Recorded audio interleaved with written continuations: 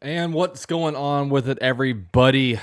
Jaguars lose today. But before we get into this loss, I want to give a huge shout out to this video's sponsor, BetUS. And while the Jaguars disappoint me, BetUS does not disappoint this channel, as the Jaguars on BetUS were actually 8-point underdogs, which I thought was a pretty large spread. Now the Jaguars beat the spread but lose this game, so we dropped to 2-7.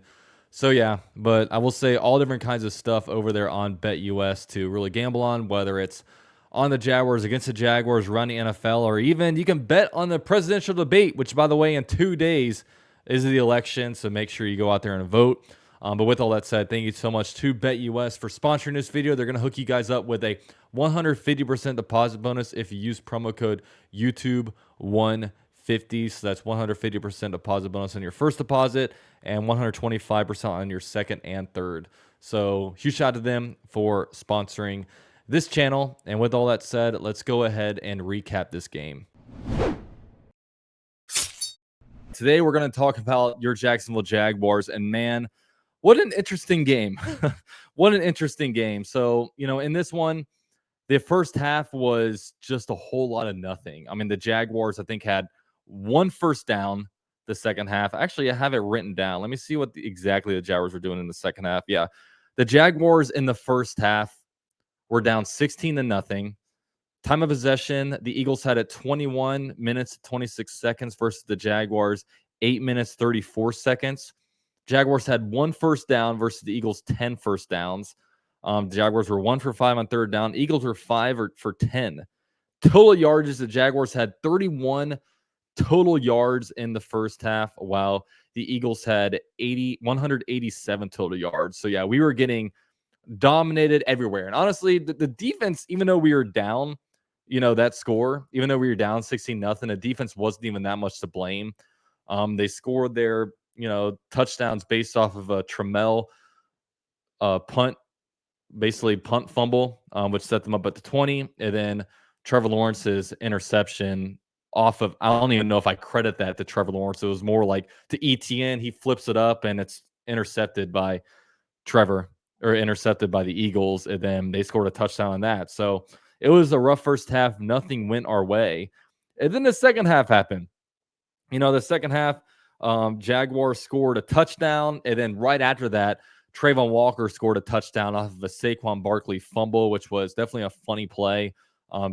He basically fumbled on himself, even though, to me, if I were the ref, I felt like, honestly, Saquon Barkley was down. It looked like he assisted, Ventrell Miller kind of assisted in him going down, but they basically said that he was down because of the offense, but basically down by himself. Ventrell Miller didn't contribute. So Jaguars get the ball back, touchdown, and then Philadelphia Eagles wind up turning it over on downs. If we want to go through the whole entire game script, the Jaguars never had the lead, but they definitely made it interesting. So Philadelphia started the ball off with a punt, and then obviously Trammell fumbled the ball, which gave the Eagles the ball right back at the 20, which they then scored a touchdown. Then Jacksonville punted, Philadelphia punted, then Jacksonville punted. Then the Philadelphia Eagles got themselves a field goal after a drive that they drained 8 minutes and 58 seconds off of the clock. Then the Jaguars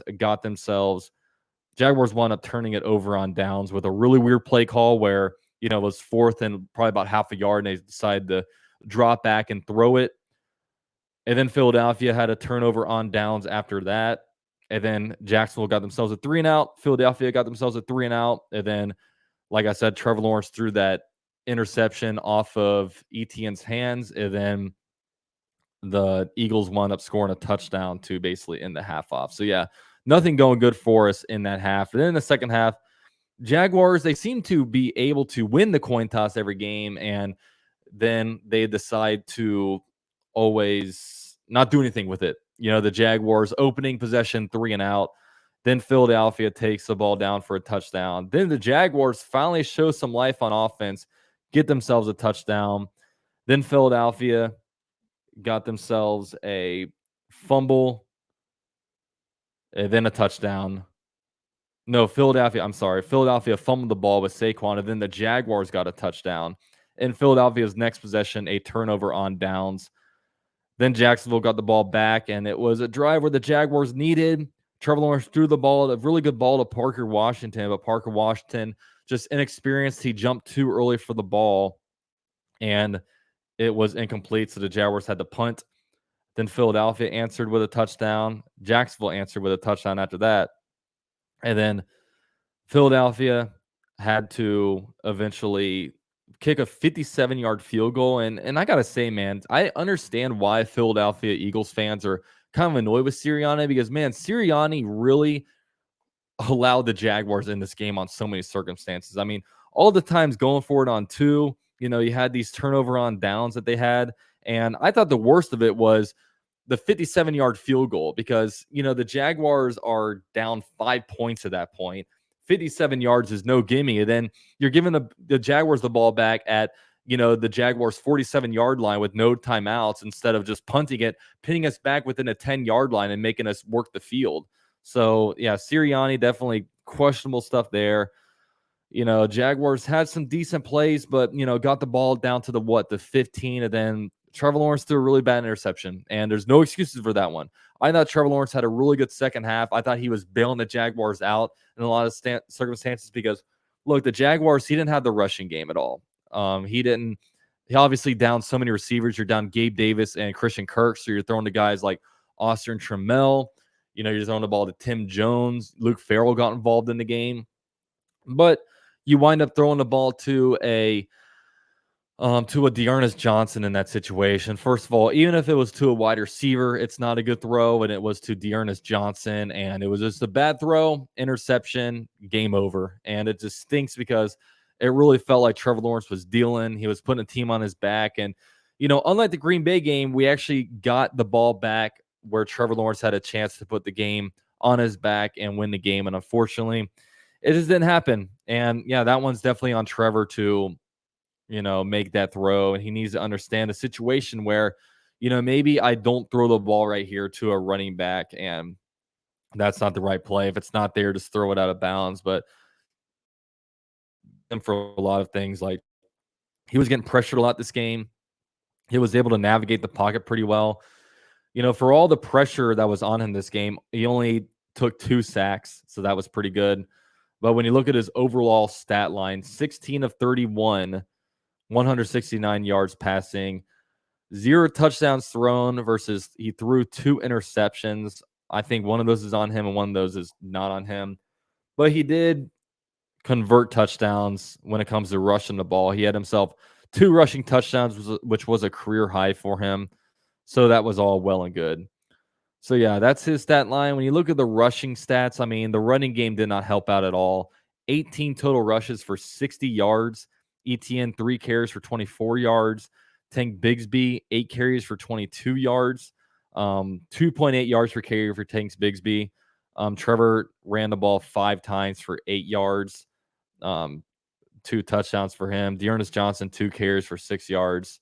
So, yeah, the running game definitely was not there today. When you look at the passing game, Evan Ingram led the team in receiving yards. 10 targets, 5 receptions, 45 yards. This is probably one of the worst games for Evan Ingram when it comes to, catch the ball, man. At the beginning of the game, him and Trevor Lawrence were playing volleyball. He just wasn't catching it. Now, granted, I thought a couple of those were probably pass interferences. Jaguars did not get the pass interference call until way late in this game, way too late in the game, and that was definitely annoying. Parker Washington, 3 catches for 41 yards. Austin Trammell, I know a lot of you diehard Jag fans that watch preseason football very well remember Trammell from the preseason. He had himself a pretty good preseason. 2 receptions for 40 yards, but he had the really bad punt return that kind of sours this game a little bit. Brian Thomas Jr., 2 catches for 22 yards. Brian Thomas Jr. was a game-time decision, and he wound up playing. And, yeah, the Jaguars just – I don't understand the usage. I mean, if he's able to play, I don't know why you don't go to him more. I would have liked when you've seen single coverage try to go to him a little bit more. I just don't think he was utilized enough. He did catch himself a 2-point conversion, so that was good, but just not enough Brian Thomas Jr. usage for my liking. Tim Jones had himself 1 really good catch for 10 yards, big time first down catch when we needed it the most. ETN 2 receptions, 6 yards. So yeah, overall the offense like I said, there was nothing going on in the first half. But yeah, the Jaguars offense in the second half, 23. Actually, they didn't put up 23 because the defense had one of those. So I guess 16 points in the second half. Not great, but the Jaguars were at least moving the ball. And it's just a shame that, we're so injured at the spot, especially with Christian Kirk out. This would have been a game where it's like, all right, Gabe Davis, finally time to utilize you. He was inactive today, unfortunately for us. So some people would say fortunately for us. So defensively, Saquon Barkley had himself a day. 27 rushes for 159 yards for Saquon Barkley, 5.9 yards per carry, 1 touchdown, and an infamous backwards hurdle. I mean, that play was pretty sick. There's not a lot of highlights I like to watch against the Jaguars, but that one was pretty masterful. He literally juked Jarian Jones backwards to him. I mean, clear hurdle that Jarian Jones didn't even touch him. That was pretty insane. So they had 237 rushing yards the Eagles had versus the Jaguars 60 rushing yards. Okay. Jalen Hurts 18 for 24, 230 yards passing, 2 touchdowns and 0 interceptions. And man, those 2 touchdown passes were pretty insane. I mean, Devontae Smith had himself just an insane touchdown. That was just, it was pretty crazy. I mean, they had some, even Jahan Dotson, the guy, he had 1 reception for 36 yards, but just an insane catch from him. Former first-round pick from the Washington Commanders, traded within the division. And yeah, Jalen Hurts, 13 carries for 67 yards, 1 touchdown. Yeah, we definitely got outgained big time and outpossessed. 38 minutes the Eagles had versus the Jaguars, 22 minutes.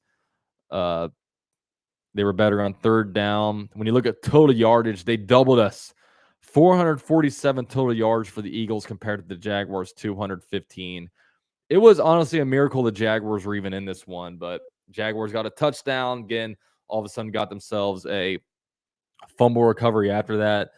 We haven't had many breaks this year, and we had it this game, but the Jaguars going into this game were 2-6, and now we're 2-7. Look, bad teams don't close games out, and the Jaguars are a bad team, and the Eagles are a good team, which is just a shame the Jaguars could not get this one. So, yeah, when you look at some defensive players for the Jaguars, I think definitely some good individual performances. Foye Oluokun, 7 tackles, led the team in tackles.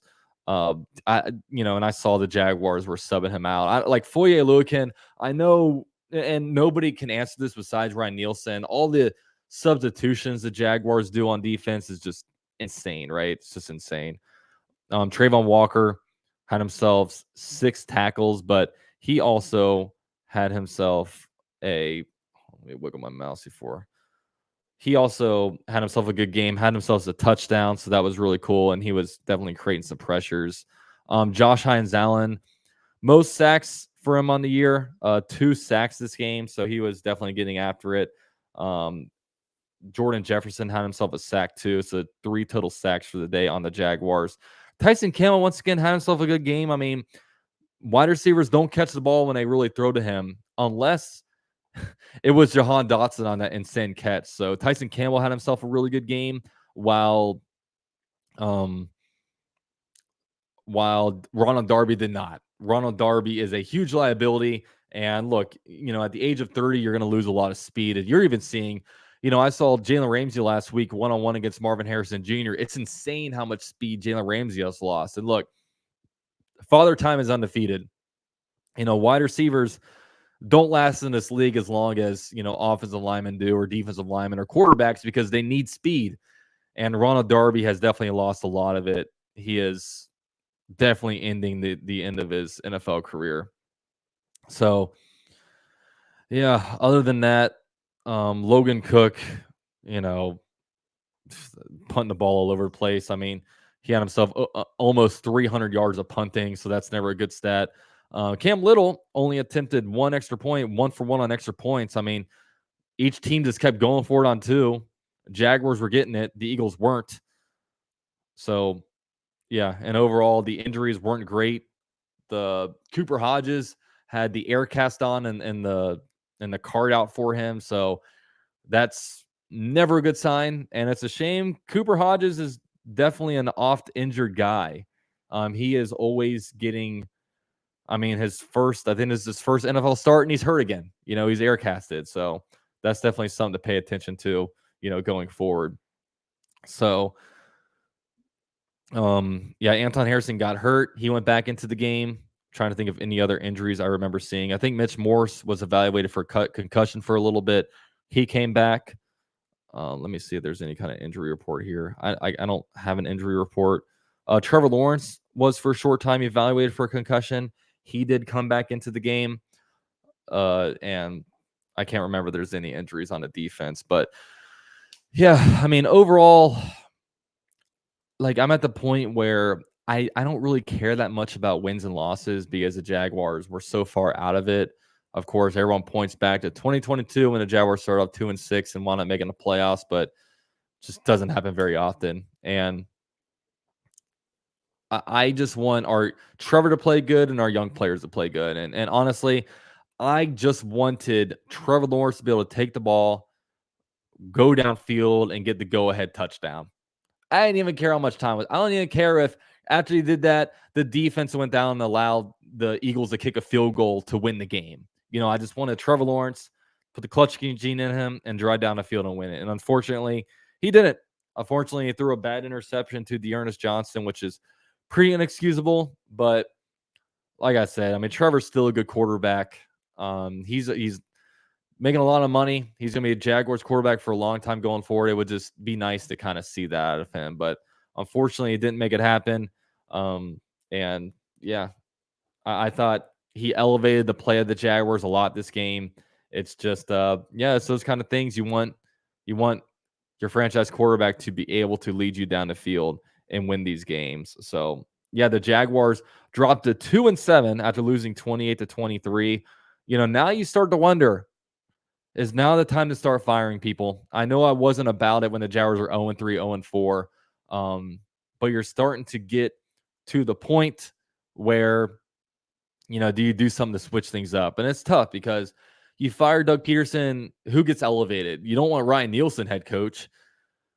You don't want Press Taylor. It's almost like if you fire Doug Peterson, you bring Press Taylor with him because they're like they are such a combo deal. And then it's like, okay, do you look at Mike McCoy, who used to be the San Diego Chargers head coach?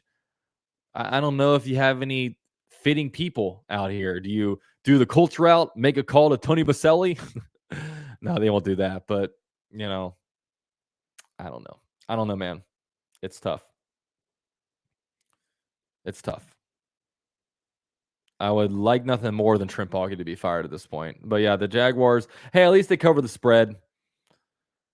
They cover the spread. If that means anything to you guys, probably not, but you know how it goes. So real quick now, we can go ahead and I always like to take a look at Twitter or X, whatever you like to call it, see what the people are saying.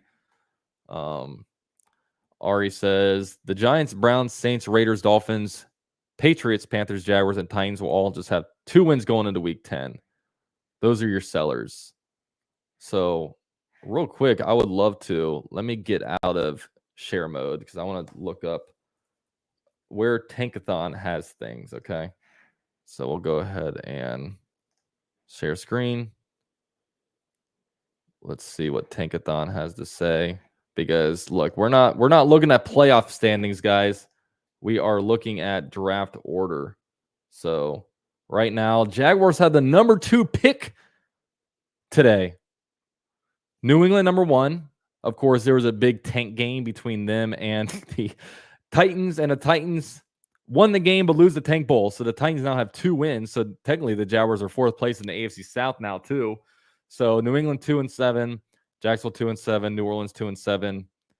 Geez, look at all these 7 teams with 2 wins. Okay, 7 teams with 2 wins. Actually, you should say 9 teams with 2 wins. Miami and Tennessee each have had their bye week, so that's something to look at.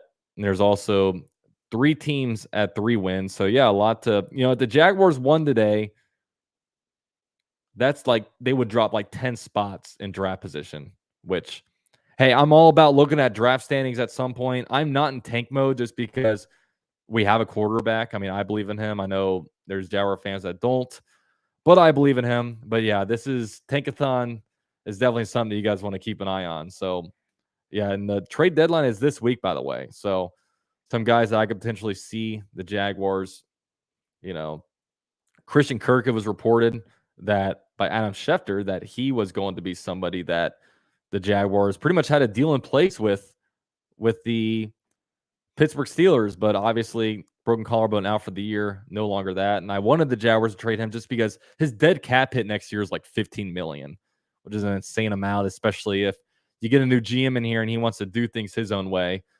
So that's not a great look. So yeah, the Jaguars have that going for them. Maybe Travis Etienne is a guy that you want to make a trade for. I don't want to trade any more offensive linemen. Andre Cisco, maybe. I don't know. I mean, who wants Andre Cisco at this point? So yeah, let's take a look at Twitter. Every Jaguar game is the exact same. Slow start in the first half, trip drill, interception. Defense forgets how to play football for the first half of the game. For half of the game, I should say. Offense finds new life in the second half. Quarterback plays well. Quarterback makes mistake and head coach blames him, and the cycle continues next week. True words haven't been spoken. It's pretty much how it goes. And yeah, this was insane. Just look at that. Backwards. I got to give it to him. I'm having a bad day. Not bad enough. Let's make it even worse. So true, man. Jaguars looking like the worst professional team on the planet, but at least they stopped the tush push. That's true. The Jaguars stopping the tush push today. Jaguars have the secret. Typical Jaguars is what that was. Such a tease. I'm sour mashing cheap wine tonight. More thoughts tomorrow after I watch the tape. Jags for life. Yeah, and that's the thing. Like, man, I tell people, don't get too much hope. I know this is fun. I know the Jaguars look like they're in it, but we'll find a way to lose this, and we always find a way to lose it. It's crazy. Thank you, Jaguars, for making it fun. That's where the bar is right now. Fire everybody. Yeah, and that's the thing. The Jaguars' first half was so miserable to watch. Now, at least they gave us life in the second half, okay? At least they gave us life because, they gave us life when we lost, whatever. This is us. 2-7, guys. 2-7 for what Shad Khan basically proclaimed as the best roster ever assembled by the Jaguars and the best coaching staff assembled by the Jaguars. I'm not a Jaguars fan, but Doug Peterson has to go. That is poor clock management and bad play calling. You have two decent back and the clock on your side. Run the ball, take the clock down, and go for the score when you have. And one thing that I was talking about is like when the Jaguars, the timeout management. So the Jaguars called a timeout on 4th down with 2:10 left, okay? And they were lining up for the field goal. Like the kicker, and he attempted a 57-yard kick or whatever. And then the Jaguars ran 2 plays and took it down to the 2-minute warning. If everything happened the same exact way, the kicker kicks it with 2 minutes left, misses it, and the Jaguars started with 2 straight incompletions. Instead of being at a 2-minute warning with no timeouts, you have it 150 left in the game with 1 timeout. So I thought, I know, this is all revisionist history and it didn't hurt us at the end of the game, but it's just something to think about, man. Like we're constantly just out coaching ourselves and we don't put ourselves in the best positions to win. And it's just, yeah. Why is Johnson in the game? Why is that the design? Why is Johnson cutting the route to jump too soon? Why are the Jets? And that's the thing. Like we're so low on wide receiver that we have Dearness Johnson out there running routes for us. It's insane, bro. Please save my quarterback. Get in the break. Okay. What a terrible decision. You have plenty of time on a short field. First down. Let's take the shot and end zone to our 3rd string running back. Yeah. Yeah. I don't know. I don't care how low you are on wide receivers. There are NFL wide receivers out there on the streets that are more qualified than Dearness Johnson. I don't know why the Jaguars are throwing to him. Don't know why. Brian Thomas Jr. was not targeted on the Jaguars' final drive. I don't get that. Yeah. I don't understand, and I don't know how hurt he is, but they were threw to him on a 2-point conversion. He had 2 catches today. He was out there. I don't know. I don't get it either. Like, I don't understand the Jaguars. It's just, Yeah, need new coaching in here so bad. The Jaguars have the worst coach team in the league. Trying to understand that Saquon Barkley fumble and how it's a Jaguars touchdown. Yeah, and I'll be honest, I didn't agree with the call either, but as a Jaguars fan, I definitely accepted it. The Jaguars down multiple wide receivers. Brian Thomas Jr., 4 targets, 2 receptions, 22 yards. Doesn't make sense, right? Jaguars gave Trevor Lawrence $275 million this offseason. You got to make a much better throw there. Yeah, and, better decision. I don't care. I'm not throwing to Dearness Johnson. And why Dearness Johnson's out there running routes, shouldn't be out there running routes. If you're NFL wide receiver, what you do is you probably make a play on a ball and play defense, bat it out. We've seen it happen a lot with, wide receivers bailing quarterbacks out on bad throws. Dearness Johnson, they don't track the ball as well as wide receivers, Like how often in practice is Dearness Johnson running 25 yards downfield? You know what I mean? The entire Jaguars organization, yes. Push doesn't work against the almighty Jaguars D. Take that, Eagles. Jaguars next head coach coming soon. Yes, and this is the guy. I think the Jaguars' most important game is in 2 weeks where they play the Detroit Lions. Let's have a Ben Johnson showcase, okay? Now I was making a point on my live stream earlier. Would you guys trade if the Jaguars say number 6 overall pick? Would you guys trade the number 6 overall pick straight up for Steelers head coach Mike Tomlin? I probably would, because there's no guarantees out there on a coaching market right now. The Denver traded a first-round pick for Sean Payton. Denver was lost, and now they have a winning record. I don't know, man. Something to think about. Have 2 NFL coaches ever been fired for the same game? Yeah. Sirianni wasn't much better than us this game. Wow. I don't know why my tweet from January 7th is coming up, but yeah. Why did the Jaguars offense bother getting the plane to Philly if they're going to underperform like that? Yeah, this is what's funny. There's two different halves for the Jaguars. Like, you're not complaining in the second half, but yeah, the Jaguars just we can't play complete ball. Okay, the offense can't have a good half, or the offense can't have a good full game. The defense can't have a good full game. It's like they trade. They trade when they want to be good, and it's just we're just a bad coach team. We're just a bad coach team. It feels like we need a tweak and we'll be all right. But yeah, we gotta, we're in off-season mode kind of. So you gotta figure out how to bring in better,